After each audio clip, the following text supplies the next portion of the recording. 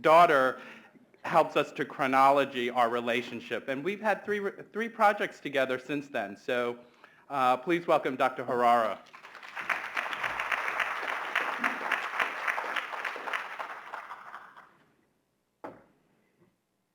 Good afternoon, everybody. It's wonderful to be here. I really want to thank the organizers for inviting me and congratulate Dr. Williams and the entire steering committee on what's been a great conference so far. And I want to say I've really appreciated working with you as well, John. You've been a great friend and colleague. I remember when we first talked about working together, one of the things you said to me was that you're hungry. And, you know, you're like, I'm ready to do the work, I'm hungry. And that's been part of what's made our partnership go well, along with the fact that we complement each other in many of our backgrounds and that we rarely agree. So, you know, I think that there's been lots of disagreements and discussions in this room, but I think collaborations in which people don't necessarily agree but share certain principles have a lot of potential for growth. I did think you had similarly fond feelings about me, however, until I realized that you had me speak after David Melbrandt, which really isn't the place where I would want to be on this program, but I'll see what I can do. I did bring along some of those dreaded PowerPoints, so hopefully you'll bear with me. And as I tell a slightly different story than what was in the original title, I'm going to be talking today about socioeconomic status, identity, HIV, and racism among African American men who have sex with both men and women. And I've decided to kind of subtitle this, A Story of Psychosocial Resilience in the Face of Multiple Stressors. And hopefully it'll become clear as I go along, or at least till the end, why I see a theme of resilience in some of our data. These data come from a project that John and I first collaborated on called the MALES Project, which stands for Men of African American Legacy Empowering Self. We have a number of different collaborators, many of whom are in this room. Actually, all but one person is in this room, Sergio Vigna. And it was first funded through CHRP and now through an NIH grant. Just to give you some basic background information, and what's nice about speaking at this point in the program is that you don't have to spend much time on the background because you guys have already been there. As Dr. Dodge talked about this morning, there really have been very few, if any, interventions developed thus far for this population. So at the time we started, there had just been one published intervention for African American men who have sex with men specifically. Fortunately, that's changed. And there really had been no published interventions for men who have sex with both men and women, regardless of their background. Second, we know that many interventions have actually neglected important and complex historical, institutional, and sociocultural factors that may actually hinder or in some cases support prevention for at-risk African American subgroups. So we set out to do that. The factors that I'm talking about are ones we've already talked about a lot in the last couple days: socioeconomic factors, perceptions of the ways in which both bisexuality and homosexuality and gender are viewed within communities, and then racism itself. And there were, at that time, the one thing that was in the data was a fair amount of qualitative data. The one thing that was in the literature was a fair amount of qualitative data indicating that these factors were important in people's lives. When you talk to African American men in an open-ended way, these were things that were repeatedly brought up as things that affected their lives, affected how they saw themselves, and affected many of their choices in terms of their sexual behaviors. However, little is still known about how these factors relate to mental health in this population, and that's part of what I'm going to be looking at today. So we developed the MALES Project in the face of these gaps, and what's nice 6 years later is that many of these gaps are still there, but they're much narrower than they were.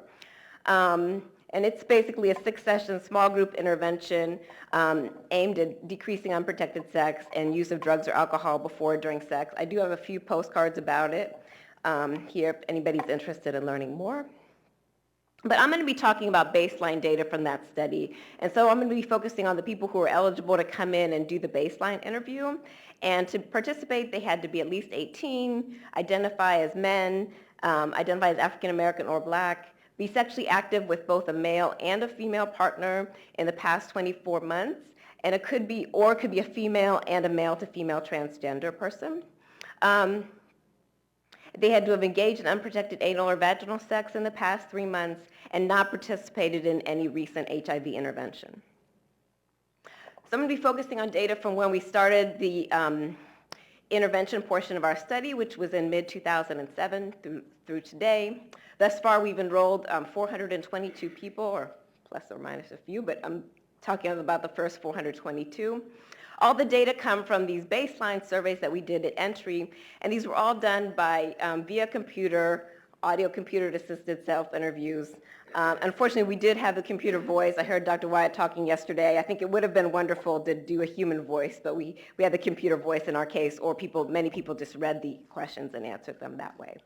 And I'm going to be focusing on, we looked at all these different predictors, but I'm going to be focusing on a couple of them. The psychosocial outcomes that I'm looking at are both indicators of mental health and kind of what I call more psychosocial outcomes. So I'm going to look at symptoms of distress as were measured by the brief symptom inventory, which is a 53-item survey. And in it, I'm going to focus on the global symptom inventory, which looks across all different types of distress symptoms. I'm going to look at subscales for depression, anxiety, and somatization. Somatization is when people experience feelings of stress in their body. It might be feeling faint or dizzy, that kind of physical experience of stress. I'm going to look at internalized bi and homophobia. We adapted a scale by Herrick that looked at internalized homophobia so that it looked at both biphobia and homophobia. I'm going to look at self-esteem and Black pride. Again, the Black pride scale was also adapted somewhat. So first I'm going to look at sociodemographic factors and just describe the population somewhat. As many people have talked about, one of our challenges has been getting younger people into this intervention, which I agree is a limitation. About 14% of our population was under the age of 30, 18% were 30 to 39, and then the remainder of our population, over 60%, were 40 years of age and older. Those of you who saw Dr. Shabdaw's talk earlier, many aspects of his demographics are very similar to ours. Here's the levels of education completed. About 16% of the population was less than high school, 58% high school, and 26% above that. Now I'm going to take a moment on this slide because I set up all the slides in a somewhat similar way, and so hopefully I'll orient you to this one and the rest will be clear. On your left, you can see looking at the symptoms of psychological distress. GSI is this global measure of distress, and then we have anxiety, somatization, and depression. And then across the x-axis, the bottom axis, we look at the kind of predictor of interest. In this case, I'm looking at education. And then on the right side of the slide for you, I'm looking at kind of more the psychosocial outcomes, internalized homophobia or biphobia, self-esteem, and Black pride. And I'm going to show you a number of slides. They're all set up in a similar way.